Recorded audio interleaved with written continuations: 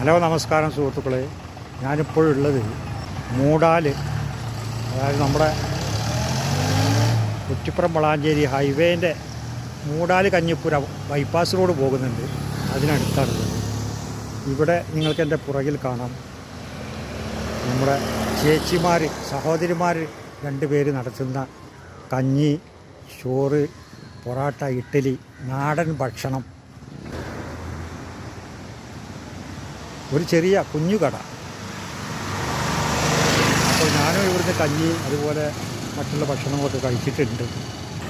നമ്മുടെ ചേച്ചിമാരെ കട ഇതാണ്. കുഞ്ഞു സൗകര്യങ്ങളാണെങ്കിലും വളരെ വിഭവസമൃദ്ധിയോടെ, വൃത്തിയോടെ, ശുദ്ധിയോടെ എല്ലാം ഉണ്ടാക്കി കൊടുക്കുന്ന ഒരു നാടൻ ഭക്ഷണമാണ്. ഇതാണ് നമ്മുടെ അമ്മച്ചി. അമ്മച്ചിയുടെ പേരെന്താ? ശാന്ത. നിങ്ങളെ പേരോ? ലീല. ഇവർ സഹോദരിമാരാണ് കേട്ടോ. ഇവർ 2 പേരും കൂടി മുമ്പ് ഇവിടെ അല്ലായിരുന്നു. മുമ്പ് പോലെ മൂടാൽ കുറ്റിപ്പുറം വളാഞ്ചേരി റോട്ടിലായിരുന്നു. അപ്പോൾ അവിടെ പല സിനിമാ നടന്മാരും മറ്റുള്ളവരൊക്കെ, ജയസൂര്യയെ പോലുള്ളവരൊക്കെ ഇവരടുത്ത് വന്ന് ഭക്ഷണം കഴിച്ചിട്ടുണ്ട്. അത് അവരെന്നെ പറയും. സുരാജ് വന്നിട്ടുണ്ട്, ജയസൂര്യ വന്നിട്ടുണ്ട്, ഭീമൻ രഘു വന്നിട്ടുണ്ട്.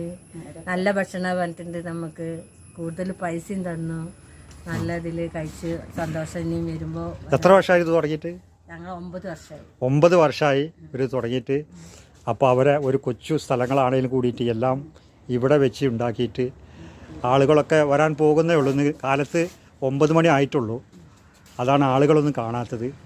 അപ്പോൾ ഇവിടുന്ന് തന്നെ ഞാനും മകനൊക്കെ വന്ന് കഞ്ഞിയും മറ്റും കാര്യങ്ങളൊക്കെ കുടിക്കലുണ്ട്. ഇത് നമ്മുടെ വളാഞ്ചേരിയിൽ നിന്ന് കുറ്റിപ്പുറം വഴി വരുമ്പോൾ മൂടാൽ വലത്തോട്ട് തിരിഞ്ഞാൽ നിങ്ങൾക്ക് ഈ കട കാണാം. ആ റോഡാണ് കഞ്ഞിപ്പുര ബൈപ്പാസ് റോഡ്. അതും കൂടി പറഞ്ഞു തരാം.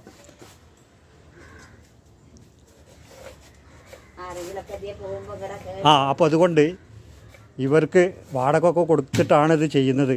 അപ്പോൾ ഇതിൽ വഴി പോകുന്നവർ നിർത്തി ഒന്ന് കയറിയിട്ട് ഈ ഭക്ഷണത്തിൻ്റെ രുചി മനസ്സിലാക്കുക. കുറഞ്ഞ പൈസ ഉള്ളൂ. പറവിന് ഒക്കെ റെഡിയാക്കിക്കൊണ്ടിരിക്കുകയാണ്.